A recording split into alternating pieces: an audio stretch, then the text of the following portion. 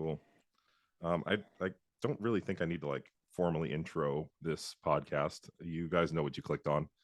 We got Trevor Gage in here. Is that your last name?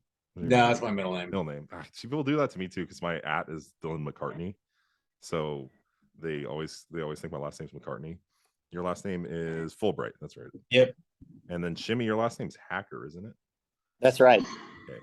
Shimmy, I've seen you on the RP channel, and then like I saw like we've had conversations back and forth, but like I feel like we've never actually had a conversation before. We haven't. Yeah. We haven't. The world will never be the same after this really. conversation. Shimmy, what do you do? Trevor, by the way, does anyone ever tell you with your handle as Trevor Gage, do you get Johnny Cage references or no? That you were the first person. So I'm going to be honest with you. Ever since I saw your Instagram for the first time, the first thing that I think of always is Johnny Cage because it sounds like Trevor Gage. That's actually awesome. I'm okay with it. Yeah. So Dylan, what do I do? So I was in the fitness space for like most of my working career. I don't actively take on in-person clients anymore. I do take on online clients, but I don't really push that on my social media. Like if it happens, it happens. Okay. But really, I'm just a guy that just like loves putting out awesome content and like obsessed with training. And then I run a few other businesses, or I'm involved in a few other businesses that have nothing to do with fitness. Oh, so that's where I'm at now. Yeah. Do you mind disclosing any of those? I'm curious. No, I don't mind at all. So I'm a managing partner in an e-commerce outdoor furniture company called Harbor Classic. So we specialize in luxury outdoor furniture. I know, super random. I know, like super random. I need some so you can look that up. Yeah. And then I'm from London originally, and my family has a real estate portfolio in London that I help manage as well. So I travel back and forth. So I haven't linked up with Steve yet, but it's going to happen. Yeah. Mark my words, everybody who's watching this now. It will happen. Yeah. He's been put on notice. It will happen. Dude, I would love to go to 11 numbers. Yeah. Yeah.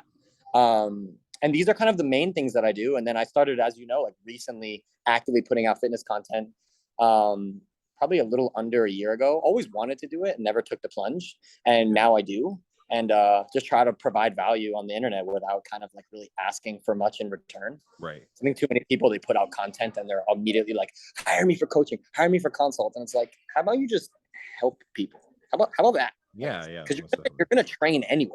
You know what I mean? You're going to think about this stuff anyway. So might as well just put it out there. So that's where I'm at. Yeah, I agree. I mean, Trevor and I are both in the same boat as well, as far as like the value you're providing. I think asking is, I mean, why do you do this in the first place? I think obviously there has to be like a monetary like exchange at some point because you have to make money. You don't necessarily rely on it per se, but also too like I think we all generally, the vibe I get at least in the gist is like we all generally just enjoy helping people on this stuff. I think for myself it was like I struggle with a lot of this stuff, and I didn't have that resource when I was coming up, and I just think like how awesome would it be to have had someone who could like, you know, I don't know, give me some of the tips and things, and I wouldn't waste as much time. I think that's something I always think about when I'm like producing content. Oh, totally. That time saving is definitely a thing. But also, if you think about it, if not you, then who? We've all complained that we see fuck shit in the gym 24/7 and we get horrible questions. And it's like, listen, we can't slay every dragon, but like we can sure slay some. And everybody's voice appeals to different people. Trevor's voice and the way he writes and communicates appeals to some. Me, I'm a little bit more eccentric and maybe a little bit more like comical and lighthearted. That might appeal to some. You being like super jacked with amazing technique and have an amazing jazz voice, that appeals to some. You know what I mean? Like, and everybody's different. So it's like, let's say if I have, I don't know, 1,000 people that listen to me and 5,000 people that listen to you and 2,000 people that listen to Trevor. It's like, oh my God, now we just helped 7,000 people with shit that we were already going to do anyway. Like, 100%. Let's be real. None of this stuff really, like we all go to the gym anyway. Oh, and now we're just going to make one informational post on our drive home. Like, wow, so hard. You know what I mean? Like, not a big deal. Yeah, no, honestly, like setting up the camera, and I think people think like you have to get used to it, but like I think people think it takes so much effort to at least film, and I'm like, well, I'm gonna rest in between my sets anyway. I might as well just push the record button. Like, I don't know. I mean, 100%. Again, sometimes it can be burdensome, but I feel you on that 100%. And I think a lot of us have been frustrated. I remember when I started personal training, I would just overhear those conversations from the trainers, and I'm like, what the Oh hell? God, I it was just, so bad. yeah. So I was like, if I could be that one person who like stops a few people from doing dumb Bosu ball squats off of a box that's like, 5 feet in the air, then, so be it, I guess. For sure. And I can tell you it's something that Trevor and I also speak about a fair bit off air, where like I'll send him or he'll send me stuff. Mostly it's me sending him because he has better things to do with his time. Like, hey, like a clip would be like, oh my God, look at this horrendousness, or look at how bad this is. And like the very common answer you could get is like, okay, but what are you doing about it? Or like, are you putting out better? Are you helping? Like, are you putting out content, or are you just sitting there being mad? Because like that doesn't help anyone, you know? Yeah. Contribute to the change you want to see. That's right. That's right. Yeah, definitely. I see a lot of people be frustrated even with like evidence-based stuff. I'm like, well, like, what's your counter to that? You know what I mean? Can you provide better content or something like that? It's a lot of like complaining about it, but not actually, making action towards what you want to see. By the way, if you can hear that, that's all gym sounds. I'm in a studio. That's all gym sounds that I have playing to make me sound more qualified. I'm not actually in a gym. Those are just sounds. I have spiders to intimidate people actually in the back, so that's exactly love that. There. No, wait, are those actually real spiders? Oh yeah. Oh, that's awesome. I don't know where they are right now. They're hiding in their enclosures, but yeah, I love that. They might come out. Sometimes they like climb on the walls. The bigger ones are in these two. I love that. Yeah, he's got him for when Jared finally comes over. Yeah, right. Great. I don't think he ever will, knowing that they're in my house.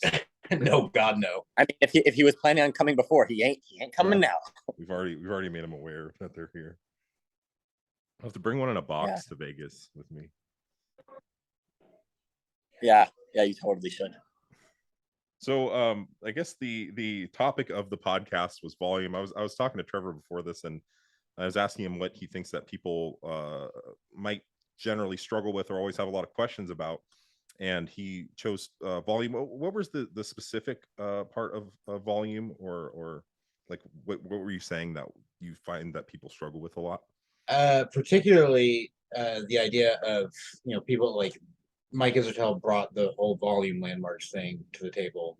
Yeah, and it became a thing where everyone became so focused on, oh, I have to hit an MRV, I have to do as much as possible, and having too big of a focus on adding sets, not auto-regulated, but proactively adding sets. So they're planning on every week, I'm going to add 2, 3, 4 sets, when maybe that's not the best case. So can you expand on that? I mean, like, I think from my perspective, or maybe their perspective, they're thinking, oh, there's a certain amount of volume that I have to hit per week, and I'm going to just progress up to that. Or like, what are some of the common mistakes you see with that? Yeah. So if you look at, there's averages that, like RP puts out of, say 15 to 20 sets per week for whatever given muscle group. And so people have this assumption that, okay, well, I have to start at 15 and I have to add sets until I get to 20 or 22 or 24 sets every week. That's what I have to do. And instead of understanding that these are just averages and everyone is individual, and we have to find where we as individuals fall within these ranges. Some people are going to be 5 sets a week, and there's going to be other people that are 20 sets a week. Yeah. So can you talk a little bit about discovering those volume ranges? And Shimmy, if you have anything to add after that on how you've maneuvered this, because I'm assuming that at some point in your fitness bodybuilding journey you've had to as well. I get this question a lot too, by the way. Yeah. So we can use what Mike and James kind of termed the ghetto MAV markers. So you can start a mesocycle at where you are just getting a pump. You're starting an average of 3 reps in reserve, and you do however many sets it takes you to start to get a pump. And you judge your stimulus proxies. So pump during the workout, disruption during a workout, and then you can soreness and fatigue following the workout in the following days before your next session. And what a lot of people do is they'll say, okay, I'm going to start and I'm going to do 3 sets in session 1 and 3 sets in session 2, and that's week 1. And now week 2, I'm going to do 4 and 4, and week 3, I'm going to do 5 and 5. And they just automatically say, I'm just going to add a set every single time, instead of allowing auto-regulation to guide volume increases. And that's where I think a lot of people are getting kind of mixed up in this, is we don't add volume, we don't add sets proactively. We add it auto-regulated based on auto-regulation. So how were the stimulus proxies? How was your pump? How was your soreness after the workout? How was the fatigue after the workout? The disruption from the session itself. If you do a session, if you do chest on Monday and going in, Wednesday night, Thursday morning, you're getting ready to go to your second chest session and you're just barely recovered or even still sore, why are you adding another set or 2 the next week on Monday? You don't need to.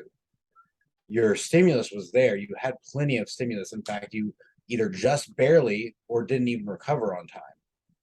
So instead of adding sets to week 2, you can just maintain the set volume. You can progress your load, you can progress your reps, you can progress your RAR, and that's where we're getting our progression from. But we don't need to drive a higher stimulus because our stimulus proxies aren't showing that. Right. Shimmy, anything you want to add to that? Yeah, I agree with everything that he said. If you're coming from the vantage point of a coach-client relationship who already has the foresight and have the knowledge, but as you both who coach people and myself, who I guess I do as well, sometimes I don't trust someone's auto-regulatory response. And sometimes having the blueprint just in the beginning might actually make sense. Whereas like all of the indicators that you need are fine, but sometimes people just don't know themselves. So I think for the most part, Trevor, you're completely right. But I think that there's definitely a case or a small instance where having just a blueprint to fall back on and know yourself and learn like what is good or what isn't good, and kind of experiencing the what's not good part to then know what is good might make some sense. This is if you're freestyling. If you already have a coach, then obviously the coach should have some foresight to be able to handle this in the way that you're talking about. Yeah. And how do you practically apply that? Generally speaking, like what are some things that you may look out for, or if you were applying that to a client, maybe looking for that client? For me personally? Yeah. All of the things that Trevor mentioned are all of the things that I both with myself and with other people that I work with or worked with as well. All of those indicators that he named are the exact things that I look for too. Yeah, I think for myself, when I first, when did I venture out? Right before this prep, so probably early this year, I started doing coaching myself, and I think my first, my idea was that I had these volume ranges that I worked through with, I worked with Jared prior, and that I had to hit those volumes. And the thing about these volumes is that they're not set targets, right? Like your volume landmarks change based on your phase, based on training age, based on potentially the types of lifts you have in the program. I mean, there's lots of variables that can influence that. So I found myself trying to hit these volume ceilings by just adding sets based on what I had hit in the past. Now that's semi-effective because it's generally within the similar range. Like, it doesn't make crazy jumps, meso to meso. It's more of over time. It generally will trend in one direction, and it's not like going to be this drastic change, I guess. But I also started finding that, again, I wasn't really paying close attention to these proxies because I was used to being coached, where it was just like they could actually look at my performance, they could listen to my feedback, and then just do that for me. So that was something that was difficult for me to maneuver initially, and building that intuition in my training, or at least paying attention and being aware. I think when you have a workout to do, and maybe you're not as aware of these, you just you do your workout and then you go home, right? And so if I get a pump, I get a pump. If I don't, I don't. So that was something that was difficult for myself even earlier this year. I don't know if either of you have seen stuff like that or have had to communicate that to clients. 100%, yeah. That's something I get a lot with clients early on. So I always have my clients track just subjectively, obviously it's all subjective, Yeah. but how they feel their pump was during the workout, how they feel fatigue wise after the workout. And I want them to note down what muscles are sore and rate how sore they are every single day, Yeah. regardless of if that muscle's trained again, because that gets them thinking about how is this muscle recovering over time. Yeah. Yeah. They're becoming more aware of those things. Jimmy, do you do anything like that with your clients? I mean, I ask them for feedback on a consistent basis, but I definitely don't ask them to rate soreness of every single muscle group every single day. I could see logic in that. I just happen to not do that. I basically ask them if the target muscle group that we're going to train, is it sore? How sore is it? Right? 1 to a 10, and then sort of adjust from there. But I do find on the topic of this conversation on a larger level, like volume chasing was definitely a thing. I did it. Trevor, I'm sure you did it as well. Yeah, I mean, we all have that. If I would look back at previous logbooks, I mean, I would laugh at myself at like 25 sets of back in a week, or sets of quads, and just do it. You know what I mean? Like just do it to do it, right? Like 4 or 5 top sets, then down sets, then another movement on top of that. And another thing is also like, time spent doing this cannot be understated. Like Trevor, you do this. This is what you do. Dylan as well. Like you're a gym owner, I'm not mistaken, but like this is what you do. For me, like I'm involved in my own business, so I can kind of make my own schedule. Like to volume chase and do that. Like who has time for that? Like ain't nobody got time for that. But like really, ain't nobody got time for that. Like 20 sets in a week, 25 sets in a week. I mean, I think most times when people end up chasing the volume, their quality of movement just goes in the crapper. And I think it's like a spectrum, right? Like when Mike and all that stuff came out, it was interpreted as everyone needs to do 10 to 20 sets per week. Gunshot, boom. Yeah, you have then the JP crowd quickly came, and the Menser crowd, on the other hand, it was like 1 hard set or 1 top set, 1 down set. And I think now we're sort of skirting to the mean, where like, to put numbers to this, I think most people, it's anywhere from like, I don't know, 8 to 15 sets a week. Trevor, is that kind of what you're seeing for most people? I would say that's average, yeah. Yeah, for most really people. The outliers I see that are outside of that, but yeah, sure. And there's a lot more of an emphasis on like quality of movement and progressing the loads, but not doing that at the expense of chasing the volume. So it's like, did you do 3 sets? Okay, cool. But like, are you progressing in that movement? Are you getting sore? Okay, great. There's no reason to go to 5 or 6 or 8. Like I know that there was an RP recommendation of intra-set maximums as 3 to 8 sets in a session for 1 movement. I don't know about you guys. I ain't never done 8 sets of anything, and it was a good idea. Let me put it that way. Yeah, it was. Yeah, like for me, I found five sets is really like the max, either physically or mentally. Like after my 5th set of something, I'm like, dude, I'm not in it anymore. Yeah, like, I need to do a different movement. Yeah, I'm with you there. I get so like disinterested with the movement. For sure, it's like a great movement for myself. 100%. Dude, I'm totally with you. It's not even like, oh, I'm not feeling it anymore. It's like, yeah, but 5th set of this versus fresh set of something new, there's no reason to do this 5th set as compared to that option. Yeah. For me. And having the trade-off of a different lift and whatnot. 100%.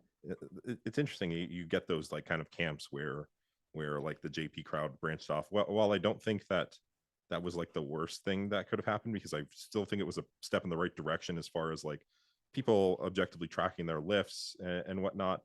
It's interesting how people kind of join those camps, and then obviously often the truth is like lies in the middle. Like don't do the most volume you can survive, but don't do the least amount of volume that you can make ridiculous progressions week to week or bury yourself into the ground every session. Yeah, 100%. See if there's anything that you want to add on that topic before we get into questions. One thing with Shimmy bringing up like the JP crowd and whatnot, and just kind of the past of volume chasing, is there was the way things were interpreted a lot of times early on, and when Mike and them came out with the volume landmarks, were your only form of progression was to add volume. That was the progression. As in adding sets. Adding sets, correct. Yeah. Sure. And I think a lot of people have done that, where they're not looking to add load or add rep every single week. Instead, they're okay, I did 3 sets this week, I do 5 sets next week, 7 sets the week after, so on and so forth. And I think that kind of high intensity, low volume crowd, their pushback, while maybe not entirely founded, was a good thing because it kept people honest about like, oh yeah, I do actually need to try to get stronger over time. If I'm doing 225 for 3 sets of 10 now, and I'm doing that same 225 but for 5 sets of 10 6 months from now, how much progress did we actually make? Probably not a lot. Do you think that like, it seems like, I mean, you're probably have been in the fitness space maybe a little bit longer, in the evidence space, the fitness space, than longer than myself. When I came into everything, I just saw a lot of people, it was more like bodybuilders per se, where they potentially would do different workouts.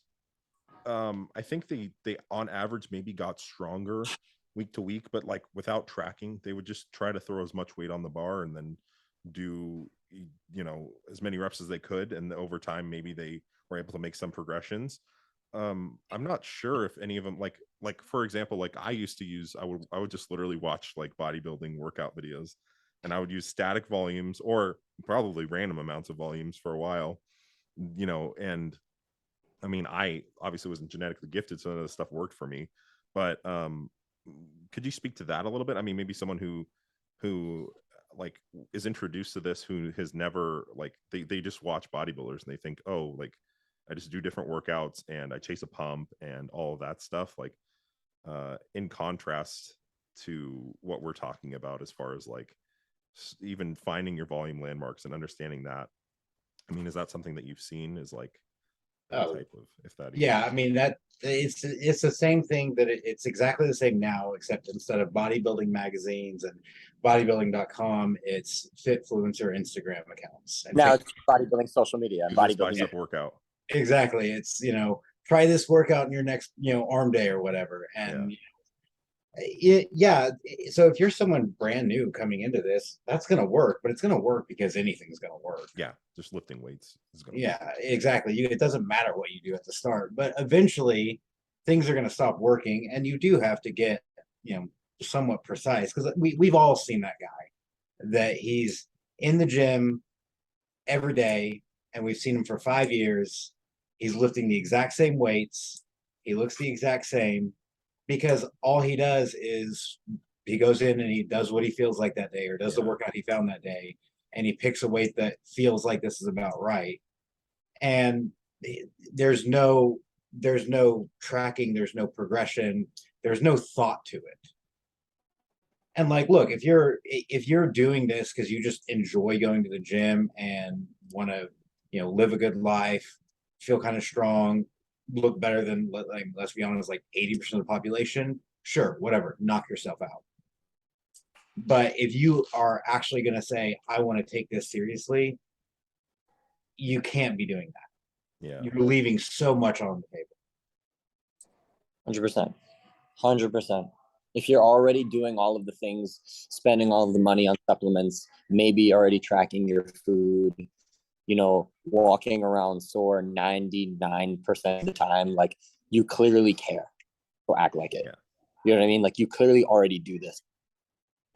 But I think for some people, you have to learn to potentially humble yourself a little bit. I think a lot of the time, some of these people persist to training in this way is because maybe they think they have it figured out. Maybe the style of training feeds their ego, or they don't want to be wrong, so they don't. Dude, we were all that person. Yeah. I don't know about you guys. I was that person when I was 22. I was like, I have it figured out. I'm smarter than all of you, and I know it. You're not going to convince me otherwise. When I was 24, I was like, I'm even smarter than I was now when I was 22, and you're not going to tell me otherwise. And 100%. It's really hard when, even, especially with these people like you, Dylan, who have really, really good genetics and a lot of things already work. It's so hard to be like, is there a better way? Like, yeah, this is working, but like, could their way be better? Yeah. No, that's really hard. It's a really hard thing to do. Well, I will say I did struggle for a while. I mean, there was times where I was taking PEDs and I probably looked like I was natural, because some of the practices I did were so outdated, and some of the things that I was told that were going to be effective weren't effective. I will say that what happened for me was I got to a point where I was like, what's the way I want to word this? I was so I want results more than anything. I want to be a better bodybuilder. So I don't like attaching myself to any ideal potentially prevents me from doing so, because things just constantly change. And if I'm doing this over here and this over here may be better, then I'm going to go do this over here. Like I don't see any point in wasting any, especially after all the money I've invested in the trade-offs I made in health. There's no point for me to stay attached to anything that may be incorrect or may not serve me the best as becoming a better bodybuilder. And so that's when I saw an evidence-based approach was like, look, I can actually refine this process and get down to objective like progressions and the nitty-gritty of like what's actually causing muscle growth. And I saw that as, if I'm doing anything else, I'm wasting my time and energy. So it doesn't serve me to serve my ego, I guess. If that makes any sense. I think that's a very unique point of view, and it's obviously amazing and thought out and very mature. And I think most people don't have your point of view, but they should. Yeah, I 100%. Most people aren't going to have your Yeah. view. I know way too many bodybuilders who Sure. they just, if it's not working, they just throw more training at it or throw more drugs at it. Yeah. I know it's unfortunate. I mean, I guess that's why I do what I do. But yeah, it's just like especially if you're a professional, like what the heck are you doing? I couldn't imagine like risking my career or finances on doing what I think is like what makes me feel good, I guess. Right. For sure. You're a minority, man. Questions. I don't know if we're gonna get through all of them. It's pretty funny, actually. Yeah, David Martin's interviewed all of us at some point, I think. Yeah. Right? This guy, I think, was drinking a little bit at the club last night and has videos of him yelling over club music, asking us questions. So I'm gonna have to share those. But let's get into a few here. Let's see if I can get any that are just relevant. I'll just start with the first one. Max, how do you say his last name? Strasny? I think his last name Strasny. Yeah, Strasny. Low volume, low RAR versus high volume, higher RAR. Is one better than the other or same? I feel like we kind of just like talked for 30 minutes about that. Yeah. So I can have a direct example. In the middle. It's going to be in the middle for most people, and you have to again find where you fall. So my training partner is like the exact opposite of me. He'll start a mesocycle with 1 set per session and get ridiculous pumps, ridiculously sore. He barely recovers on time. He progresses every week. I'm jealous. Like two, right? I know. I get so mad at him.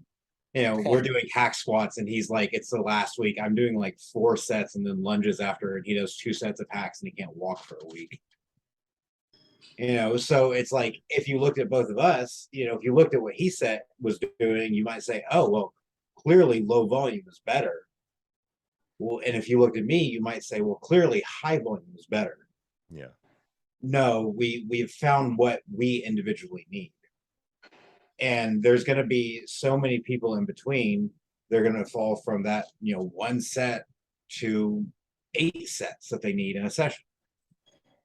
Yeah, it's funny because that's what people do is they pick individuals. Like Dorian Yates did this much, and then they base their whole training philosophy around that person and their amount of volume that they do. Not understanding that they are an individual. Because we're all Dorian Yates. Yeah. Well, I'll tell you also, and I'm sure that you guys do this as coaches, and I think that Max is an online coach as well. Yeah. So I think a great thing there is just to start on the lowest end of that spectrum. Yeah. Gradually build up and start literally at the minimum, because people love progress. And like, if you're already starting out where they're seeing every week they're adding a set and stuff is getting harder, like who cares if that first mesocycle is, let's say, an 8-week progression pre-deload because you were just like weighting them in. Yeah. Who cares, right? Especially in that first week or two, if the volume is so low, it's so easy for you to fix their technique on things. Whereas like if they're doing sets on sets on sets and stuff, you're like, oh, you know, we're really gonna have to go in here and like look at everything. Where if it's just 1 or 2 sets per body part, 5 reps in reserve, okay, teaching effort is not the biggest deal, you know, but teaching like, oh, put your elbow in here, pause this movement, or you know what I mean, put your knee out here, like after they've already been doing 8 sets of something correctly. Yeah, exactly. That makes sense. That brings up a good point. Is until you have the technique down, you don't have a lot of business even bothering to add sets. This is huge what you just said, 1000%. Yeah, that's a hard thing, is like I'm trying to get a client to send over sometimes it's like pulling teeth trying to get the technique videos over. But I'm like, I don't want to make any adjustments until I see what this looks like. Yeah, exactly. It's like, you know, you tell me that you did, you know, 3 sets of hack squats and didn't get a, you know, pump in your quads. Yeah. If I can't see how you did those hack squats, I'm sitting here kind of flying blind. Right. You know, maybe your feet are at the top of the platform, you're dive bombing them, bouncing off the stopper. Well, yeah, no wonder you didn't get any stimulus in your quads. I mean, how many times when you guys are doing your Q&As on Instagram, do people say that kind of stuff to you, and your response is like, don't know, you need to see a video. Yeah, need to see like technique first. Oh, how much volume? You see a video. Right, exactly. Be like, man, my hack squat's not working. I'm not getting sore. And you're like, okay, cool. Send me a video. Yeah. Yeah. What else? Bicep curl. You're like, oh yeah, that's your problem.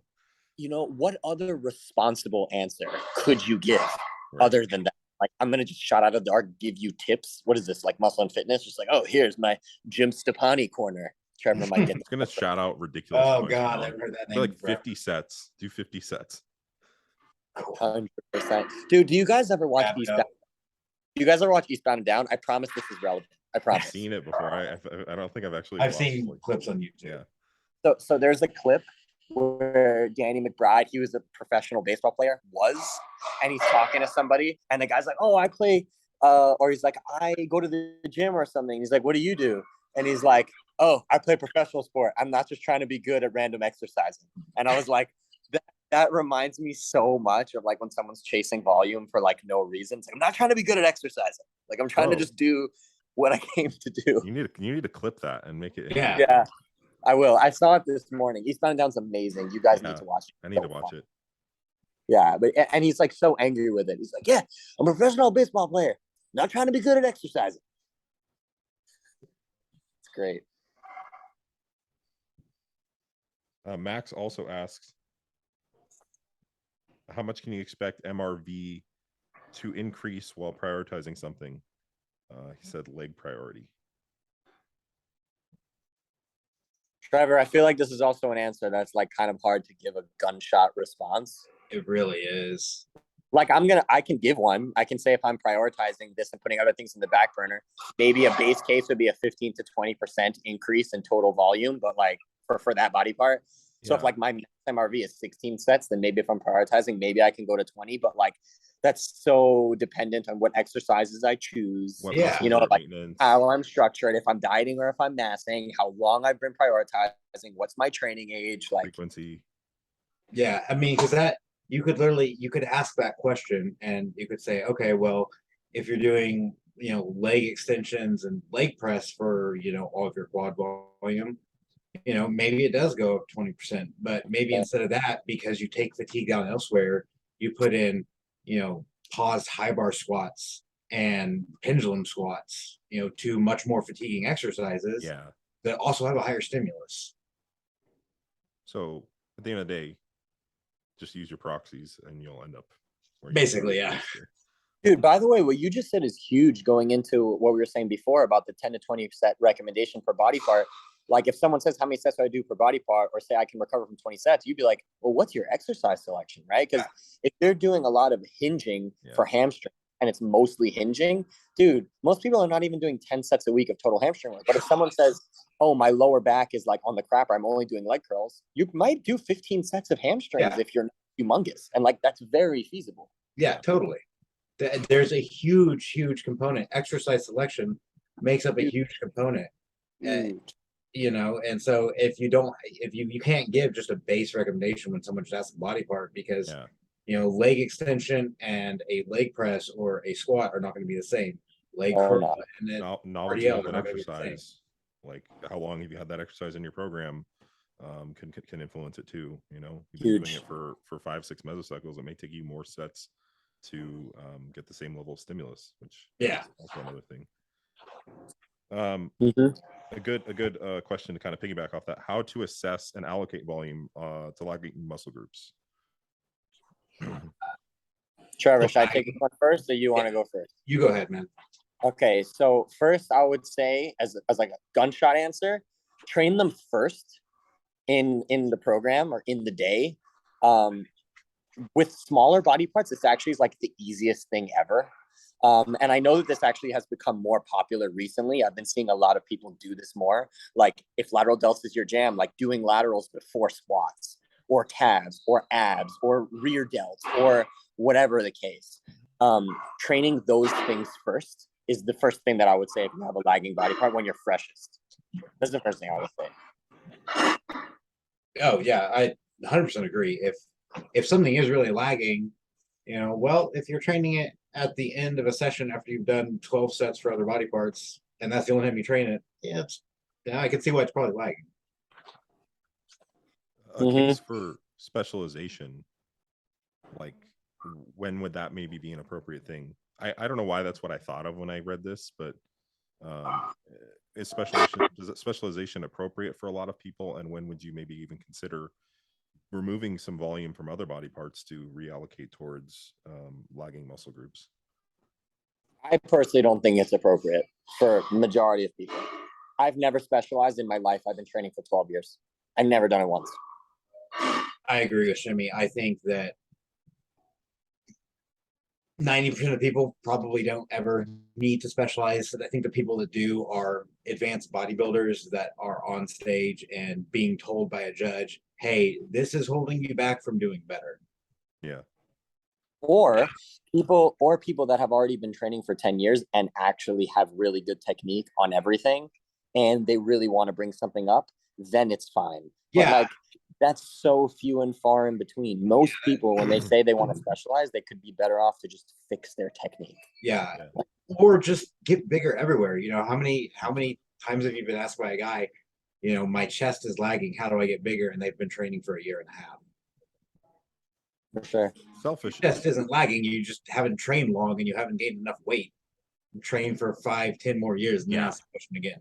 And like looking at like technique and exercise execution. Someone has a lagging body part a lot of the time. If you just look at their technique or you know, a few other maybe simple variables in their program, a lot of the times those things are lagging themselves. So if you just, you know, make some tweaks there, a lot of the time they do grow. Yeah, I actually look at those first, I guess. I mean, kind of a similar note to that. And Dylan, I'm curious if you've ran across this before. I have had a handful of people ask me to help them with leg training. And I had one guy in particular that was always complaining about his quads were small. He wanted to get his quads bigger. You know, they were lagging. I took him through a single set of leg press. And he said, this hurts too much. I can't do it. And stopped the workout. Yeah. Have you ever had that, Dylan? I something similar. I had a guy who probably some insane genetics for natural, like looked like like he was enhanced basically. And I took him through 2 sets of full range leg press, 2 sets of Smith squats, and 2 sets of hamstring curls. And I'm talking to him after the workout. I'm like, oh, like, how'd you like it? And he's like, and then he says, hold on. And he just pukes in the trash can next to him, like just starts hurling so much. I had never seen that before in my life. And I was like, that's amazing. Yeah. Yeah. So I haven't made anyone puke. Not that we're now just sharing like stories to just be competitive, but I guess we are. I've never had anyone puke, but I've had, I think, something better. I've had multiple instances where I've taken someone through an evidence-based hard full range of motion leg workout. And the resounding response was, this makes sense.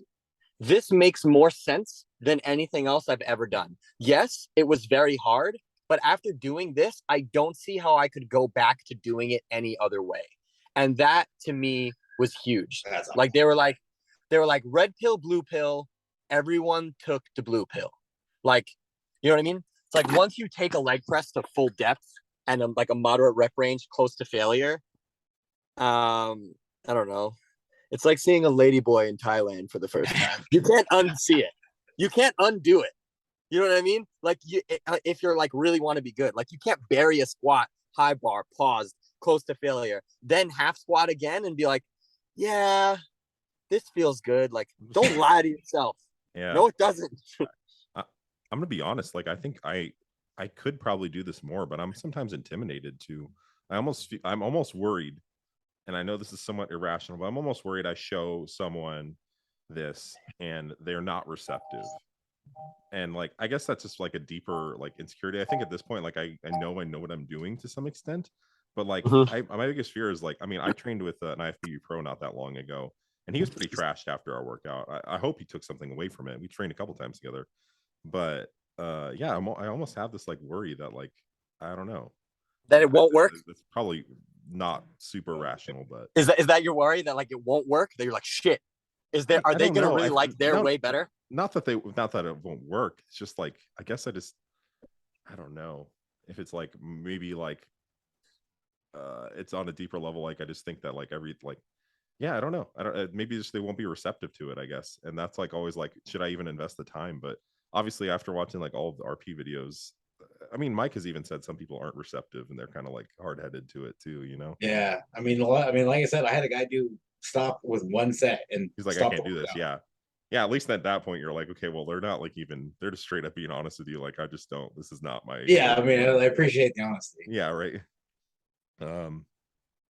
Because I've always thought about that, like, what if I just did a thing on my Instagram, like, hey, anybody who just wants to come and meet me for a leg session and whatever and go through one, you know?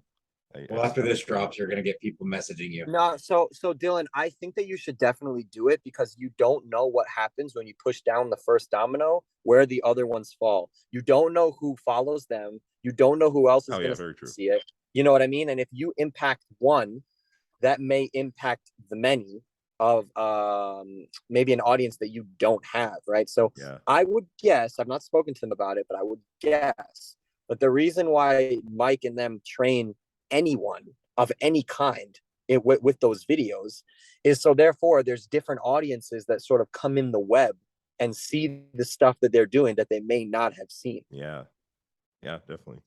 So you don't know who it's going to affect. Right. So I mean, I would definitely do it if I was you.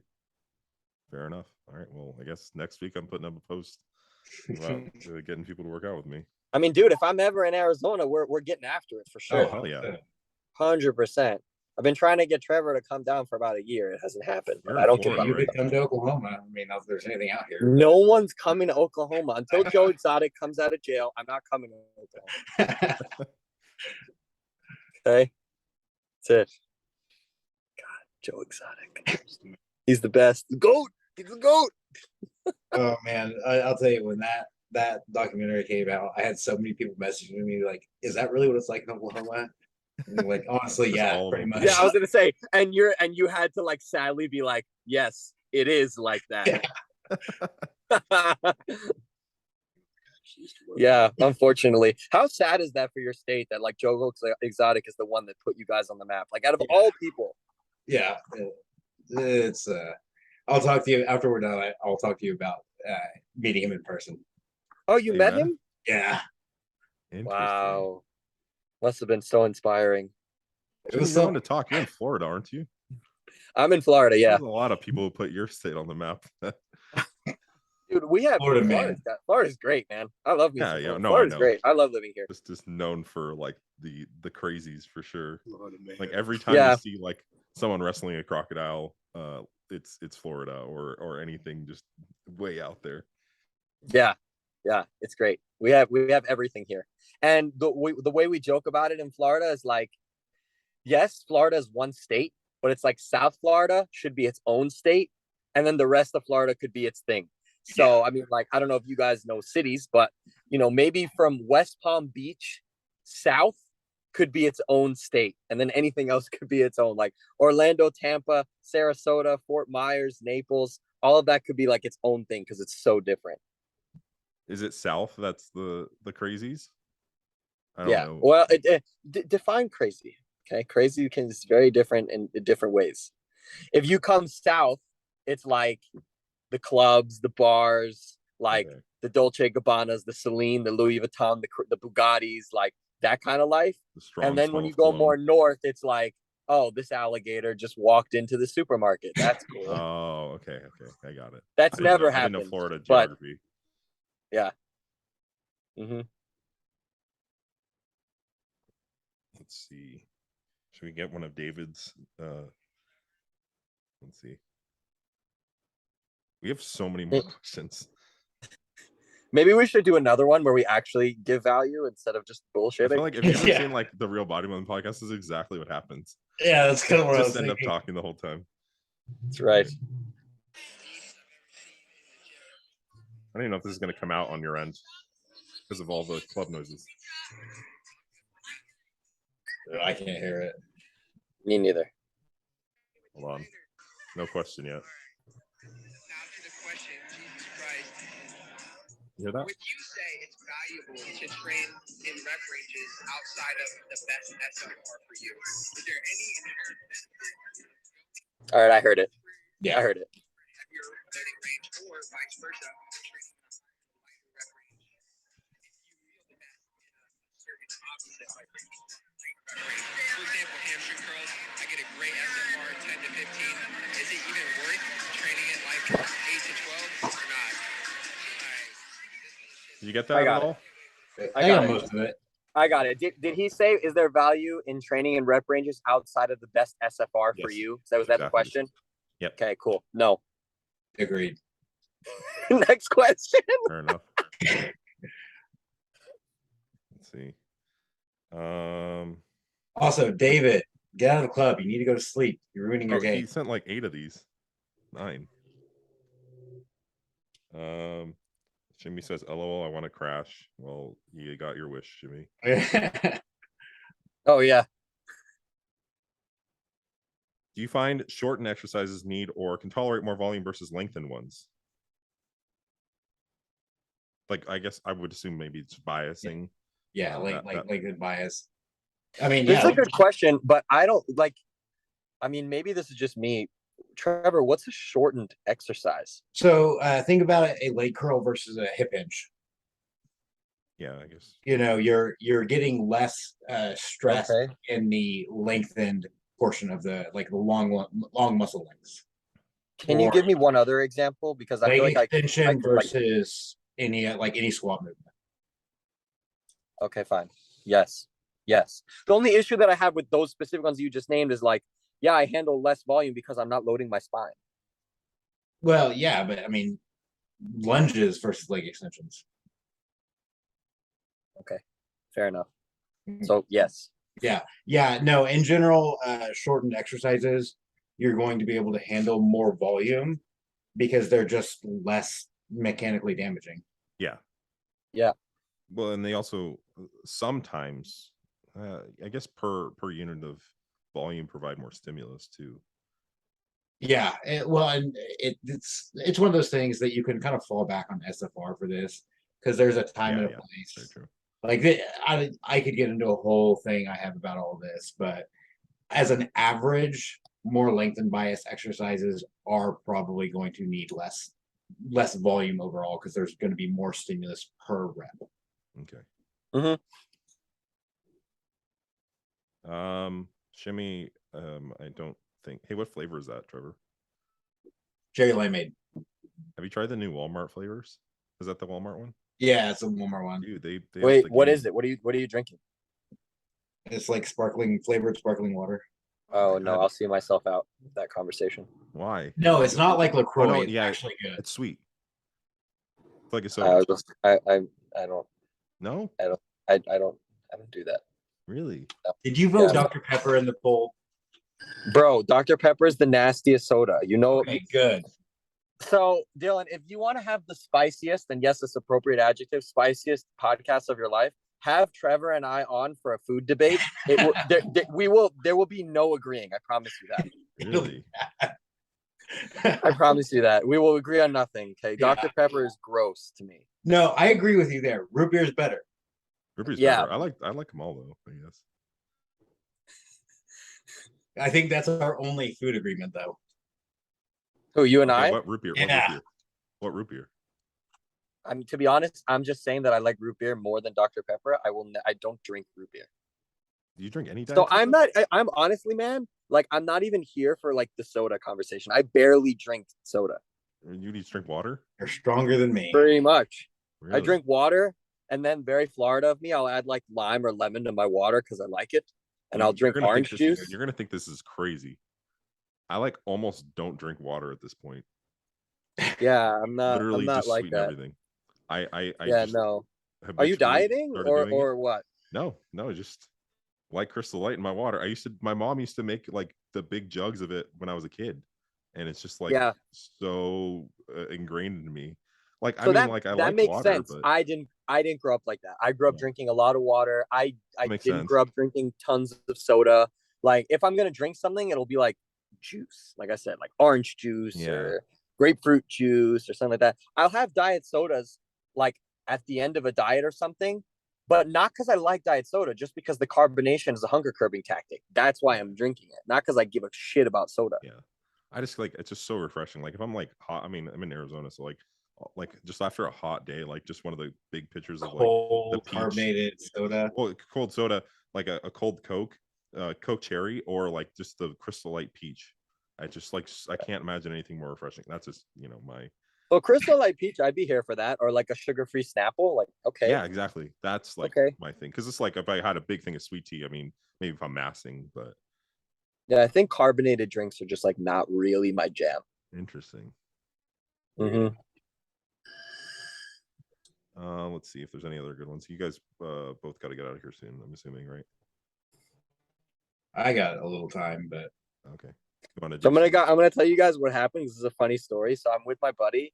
We went to go train push, and for some reason the gym closes at 5 p.m. We train chest and shoulders. I came to do this podcast. We still have to do triceps. The gym closed. After I finish this, we're gonna go to another gym to then go train triceps. Oh, I love it. So yes. Do you have multiple gym memberships?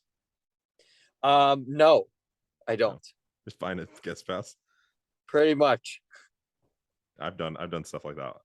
I've numerous times, man. oh Yeah, Spent like, lots of money on you guest know, there's passes. ways. Oh, I'm interested in joining. Oh, my friends. Oh, yeah. member. Oh, Just use an address that's nearby. 100%. Very true. Just need to get on that 24-hour gym hype. Yeah. that is one thing. I will never not have a 24-hour gym membership again. It is Dude. life changing. It is for sure. Yeah, but do you ever train super late at night, Trevor? Not as often anymore, but I will train sometimes at like 4 a.m. Really? Oh yeah, because that's how you get your first posts out at like 7 in the morning.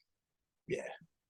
Bullshit. I'll be waking up at 6:45 and you'll be like, yeah, pull one. And I'll look and it was like 17 minutes ago. I was like, this guy's already done? I just like, damn it. Like, what? I'm still on my server schedule. I'm like 12 a.m. to 8 or yeah, 12 a.m. to 8 a.m. I need to get to that entrepreneur up at 4 to 6 a.m. hype. Crazy. Okay, let's answer some more questions. What do you think? Like, would you be okay with 15 minutes? I'm good. Okay, let's do 15. Let's answer some more. Are you good? Yeah. Good. Okay, cool.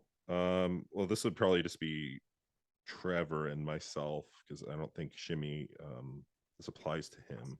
Have you found different AAS to impact your training volume? Nope, not for me. Yeah, what is a trend impacted your training volume, Shimmy? No, it has not. Good to know. So while I have been open the fact that I am not natural, I have not used much, and nor do I honestly have much desire to use a whole lot. Yeah, Currently, the only things I've used are testosterone and masteron.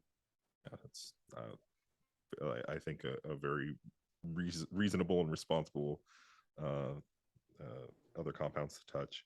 Yeah, I've already promised, like my wife, I will never touch trin. So that's something that's not even on the table for Probably me. no reason to, honestly. Yeah, really, I don't want to mess with the mental side effects on that one. Yeah. Let me think. I don't really think so, because one, in the context that I usually use these compounds, it's also periodized. So I'm just auto regulating throughout that. Like every once in a while, I'll notice, like once I know I'm reaching peak concentrations, my performance will go up, and I usually have to kind of tame myself a little bit. Like sometimes I get frustrated because I'm like, oh, that was 3 RR last week. I was sure, and then I'll be like adding 5-10 pounds, and I'm like, like maybe it's I'm like, wait, when did I make an adjustment? And then I realize, okay, yeah, it's probably peak concentrations are occurring, and I'm getting some strength from that. So I have to be cautious, because that can definitely increase injury risk That as is well. that is So a thing for sure. yeah. So I pay attention to that. And I would just say that it's just auto regulated. So it's just like when I usually make these on a mesocycle to mesocycle adjustment basis. So I'll like look at my performance, I'll look at what happened to my physique, and then I'll be like, okay, maybe it's time to implement something else or increase.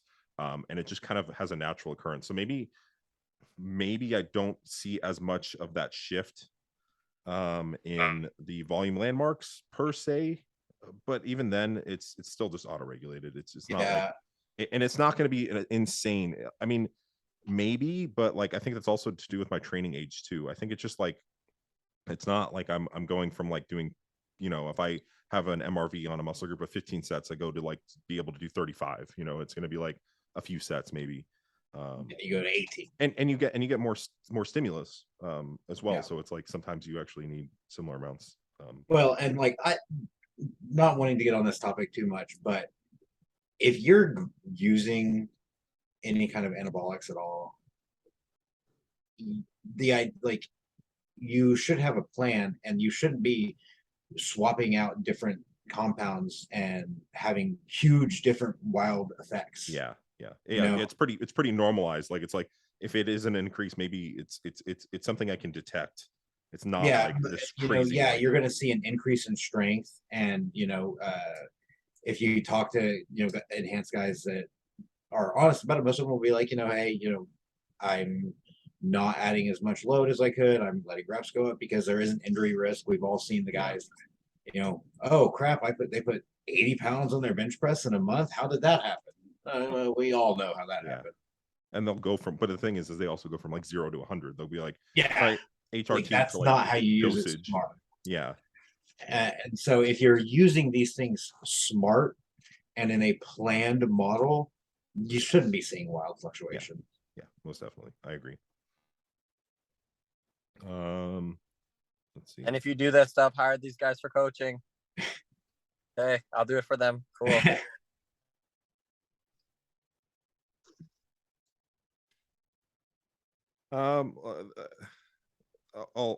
Let's attack this one real quick. If you're in a phase where you're training legs 1 time a week, how much is too much? I think first and foremost, we wouldn't recommend training legs 1 time a week. I mean, if this is something that's like potentially limited by your schedule, even then though, if you're even training like 2, 3, 4, I would probably say your legs should be trained more frequently. I have some thoughts on this. Shimmy, you have anything?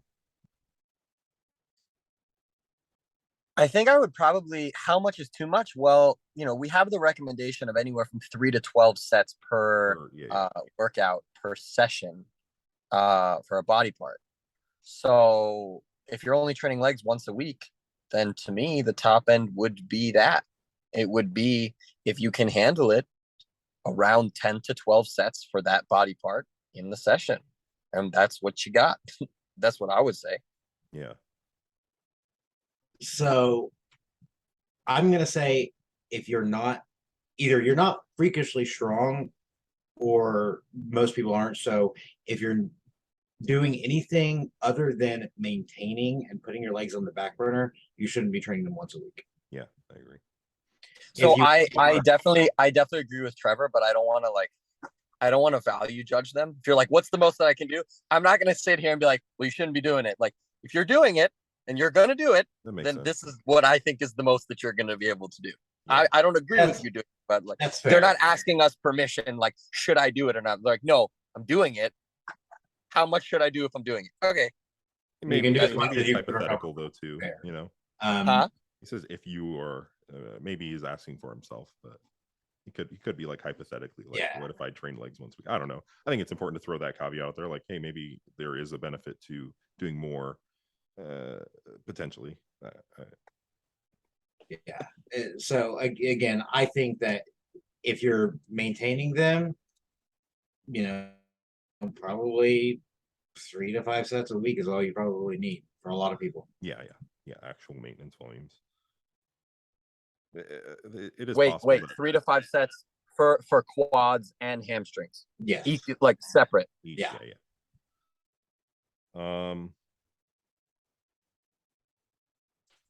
Maybe. I don't know what this question is. Maybe you guys would understand. MAV and MRV for each body part in your experience. I don't know. What I'm thinking is he's saying skipping MEV, but I'm not sure. I think I mean, he's it's around. I think it's fair, like around 15 sets on average. Oh yeah, whatever Around. it is. Okay. Yeah, isn't it like well, I guess the RP they were saying like 4 to 12 because your MAV would be. No, wait, here, Trevor, you go, and then let me think that out. Repeat the question again. MAV and MRV. So I think maybe he's asking what they are for each body part. He said MAV and MRV for each body part in your experience. Okay, yeah. So MAV is not a static number, well, Yeah, neither is MRV. And then But MRV. MAV So is it's a going to range. change more frequently, and it's a range. Yeah. MRV is generally somewhere between 10 and 20 sets. MEV is that place in between, or MAV is that place in between MEV and MRV. That's why I said 10 and 20 sets. Like he's giving you a gunshot question, so you're getting a gunshot answer. Yeah. Like MAV or MRV, great, 15 sets. Yeah. Fair enough. Clever. Well, you already answered this one. What was the lowest effective lowest volume you've seen effective for a body part in a single session? Trevor, you've seen 1 set. Yeah, I would say probably 2. I don't know if I've seen 1. I've definitely seen 2. Yeah, I've seen 2. Yeah, Zach is dumb. I tell him all the time. There's something wrong with that guy. Just get him checked out. Maybe muscle biopsy. I don't know. Is training volume measured in liters? Was a question on here. Yes. I don't know why you'd assume it's in the metric system. Mhm. We're in America. Freedom units. Freedom units. Yeah. What was that like? Did you see that meme where it's like Americans you'll use everything except for the metric system? And it was like I can't remember what the measurement was.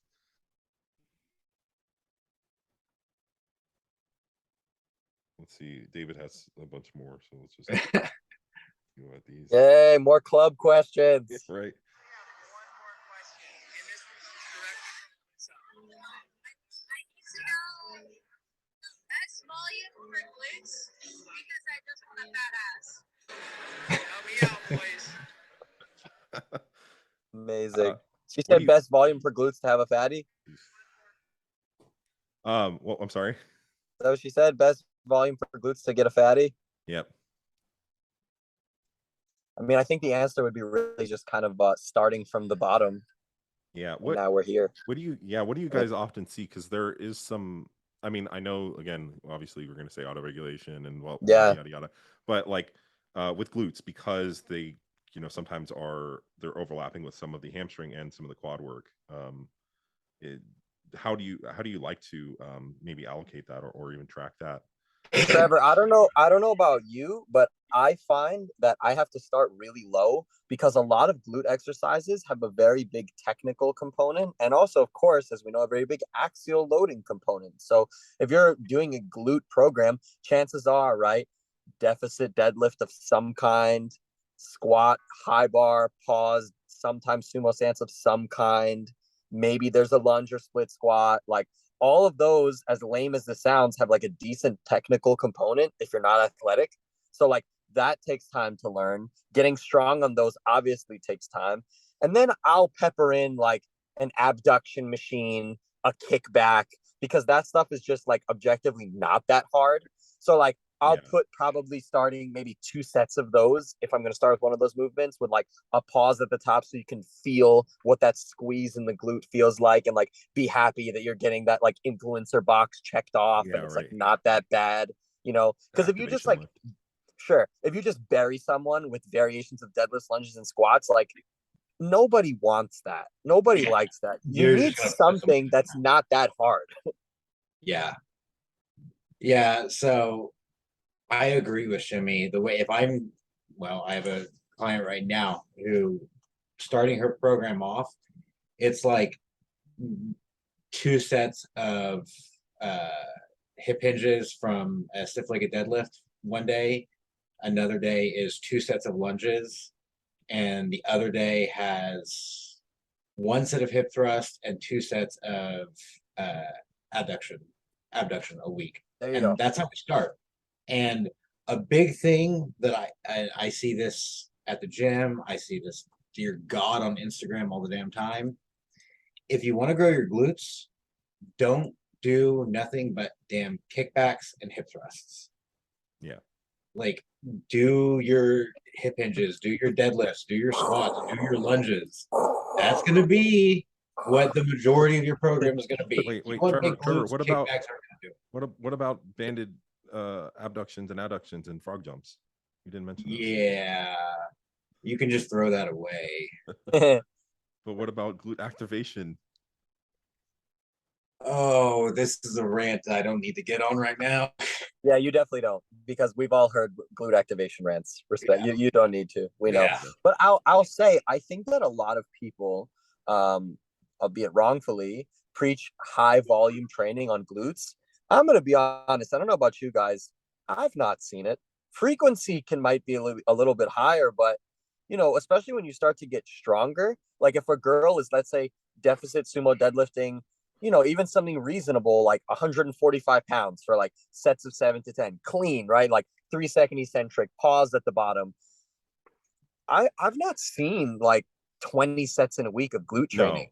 The You know? only time I see that is for people who have 20 sets of band work or like cable Yeah. kickbacks and say, "Oh, I'm doing a glute specialized program." I have some wellness competitors and some enhanced even, and I think maybe max 15 because it's just like they have so much like they don't even want to grow their upper body, so it's just like I'm allocating as much volume to their lower as much as they can, and even then it's probably even the max that ended that I've hit with glutes, for example. Yeah. And also, I'll say, and Trevor, I'm curious if you've seen this specifically in that client that you named or other that you programmed for on your quote unquote lighter days. When you're doing a kickback and an abduction properly with that pause at the top for a real killer contraction in that moderate to higher rep range close to failure, even that is like not that easy.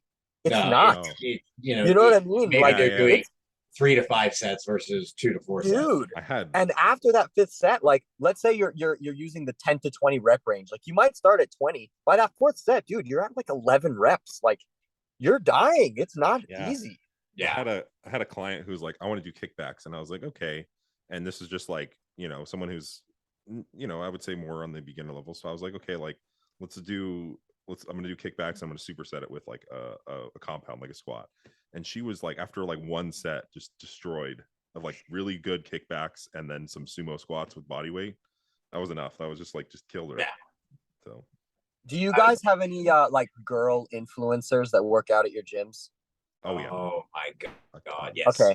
Okay. So then maybe have you guys ever been in a situation where you're doing well, Trevor? No, I know you don't because I don't think you train glutes still. I'm not sure if you do either, but I do. Whatever. My glutes need to get these gains. Okay.